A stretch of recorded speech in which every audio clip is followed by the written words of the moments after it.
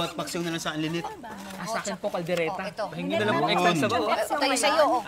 Ito pala yung bayad ko. Ay, salamat, Ito ha. sa akin. Salamat.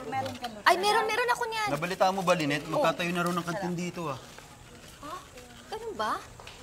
Ate Bale, mumurahan ko na lang yung tinda ko para sa akin pa rin kayo bumili.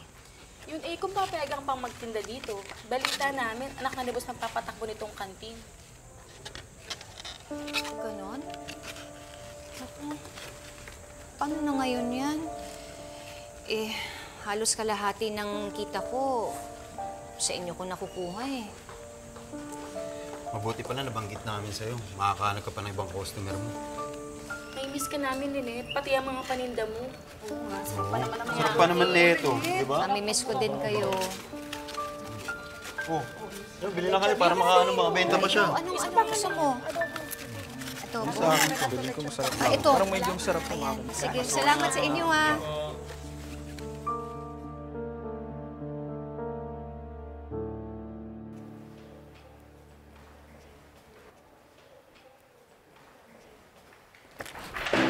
Zoe!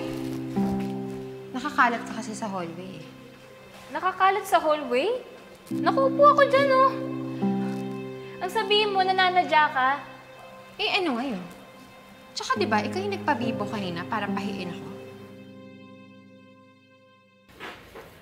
So, ano daw? Hanggang kailan ka pwedeng magtinda sa factory? 2 hanggang 3 linggo.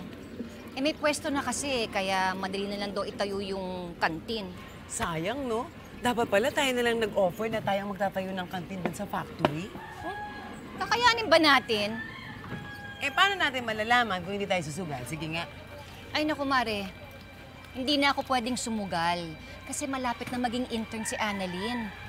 Kailangan kong pag-ipunan yun. Alam mo, sabi nila, kapag naging intern na daw si Annalyn, naku, wala na siyang buhay. Pabibo? Hindi ko naman siguro kasalanan kung hindi mo alam yung sagot, di ba? Alam ko. I was about to give my answer. Sumingit ka lang. Talaga, alam mo? Kaya naman pala hindi ka nakasagot. Tsaka bonus question yun, Zoe. Kahit si Joanne pa yung tanongin doon, tas hindi niya alam yung sagot, magtataas pa rin ako ng kamay para sumagot. Bahala ka nga dyan. I'm not done with you yet. Huwag mo nga akong ganyanin. Hindi na mag-work yung pambubuli mo, Zoe. At kung ayaw mo ako makasagot, di mag-aral ka. Hindi ako magpapakabobo para sa'yo.